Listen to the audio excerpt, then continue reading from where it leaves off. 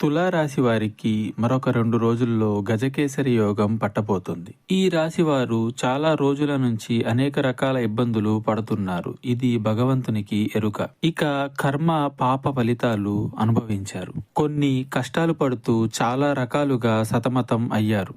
ఇప్పుడు ఆ ఇబ్బందుల్లోంచి సాక్షాత్తు పరమశివుడే మిమ్మల్ని బయటికి తీసుకురాబోతున్నాడు. గజకేసరి యోగం అనే దాన్ని ఈ రాశి వారికి వరంగా ప్రసాదించబోతున్నాడు. కాబట్టి ఉన్న అన్ని కష్టాలు తీరుతాయి.